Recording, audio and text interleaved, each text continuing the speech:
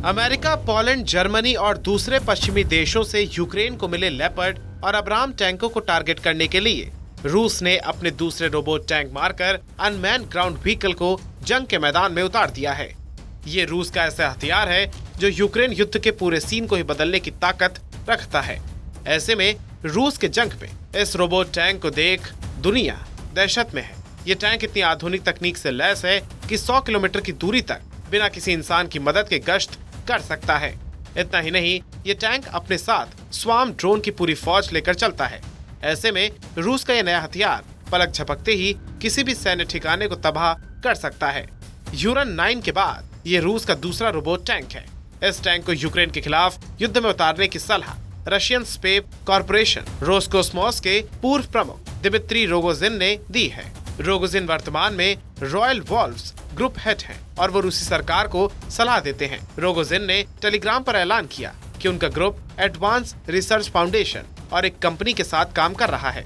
Android के marker ground टोही robot का combat version develop कर रहा है, जिसे एंड्रॉइड टेक्नोलॉजी कहा जाता है। रोगोजिन ने पोस्ट किया, हर कोई इस बात से सहमत है कि यूक्रेन में अब्राम और लेपर्ड के आने से पहले मार्कर को उसके विनाश के लिए तैयार किया जाना चाहिए था। रोबोट टैंक मार्कर अमेरिकी अब्राम और जर्मन लेपर्ड 2 और दूसरे वाहनों का पता लगाने और हिट करने में सक्षम होगा। अब आपको बताते हैं इस रशियन रोबोट टैंक से यूक्रेन और अमेरिका क्यों दहशत में है।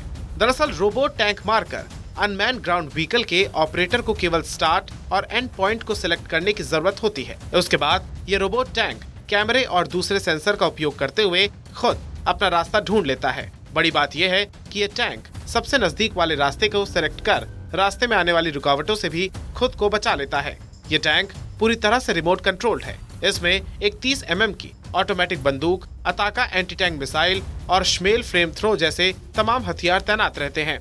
इसे रूस की हथियार निर्माता company foundation for advance studies ने विकसित किया है। इस टैंक में 7.62 mm की मशीन गन लगी हुई है, जिससे हर मिनट सैकड़ों राउंड फायरिंग की जा सकती है। इसके अलावा इस रोबोट टैंक में गाइडेड एंटी टैंक मिसाइलों को भी तैनात किया गया है। इसमें लगे स्वार्म ड्रोन मिनटों में उड़ान भरकर खुफिया जानकारी जुटाने और टारगेट को तबाह करने के लिए इस्तेमाल किए जा सकते हैं। स्वार्म ड्रोन यानी कई ड्रोन जब एक साथ मिलकर एक मिशन को अंजाम देते हैं तो इस सिस्टम को ड्रोन स्वार्मिंग या स्वार्म ड्रोन टेक्नोलॉजी कहते हैं।